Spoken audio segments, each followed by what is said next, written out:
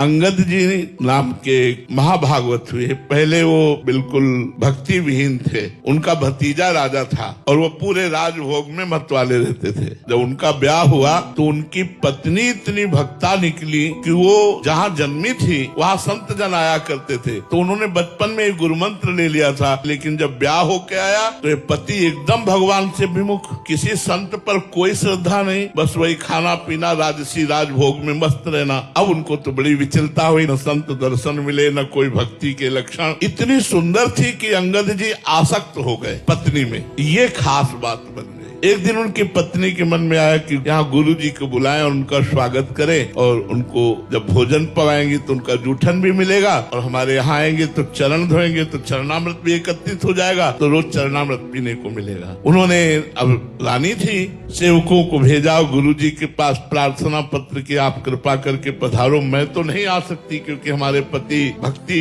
भाव के विरुद्ध है, तो आप कृपा करके घर एक बार पधारो। संत बड़े दयार्द होते हैं। वो आ गए, वो चरणामृत उतारी और गुरुजी के चरण दबा रहे थे। इतने में वो अंगद जी आ गए। अंगद जी ने देखा बाबा जी और रानी हमारी चरण दबा रहे।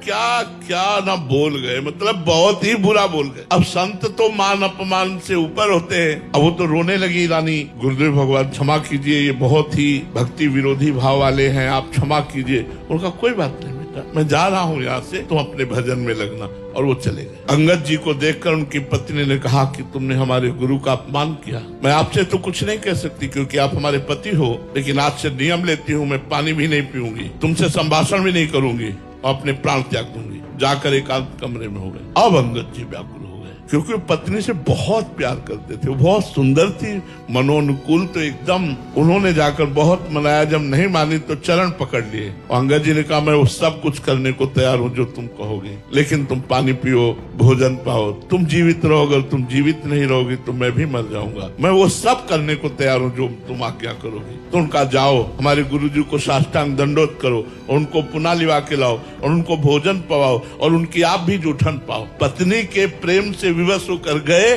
गुरु जी को जे ही जूठन पाई, जीवन बदल गया। संतों के उच्छिष्ट में बड़ा बल होता है। अब तो वो स्वयं अपनी पत्नी से बढ़कर भक्ति करने लगे कि एक बार उनके जो भतीजे राजा थे, उन्होंने हीरा के लिए, वो बड़ा प्रसंग है, जहर उनके भोजन में मिलवा दिया। तो जब ठाकुर जी को भोग लग के आया और फिर उनको सूचना दी उनकी बहन ने कि इसमें जहर मिला है, तो उन्होंने कहा जब ठाकुर जी ने पा लिया तो अब प्रसाद थोड़ी छोड़ेंगे, चाहे जहर मिलाओ चाहे जो कुछ, पूरा प्रसाद पा। कुछ नहीं हुआ अंगद जी का, पूरा जहर पच गया।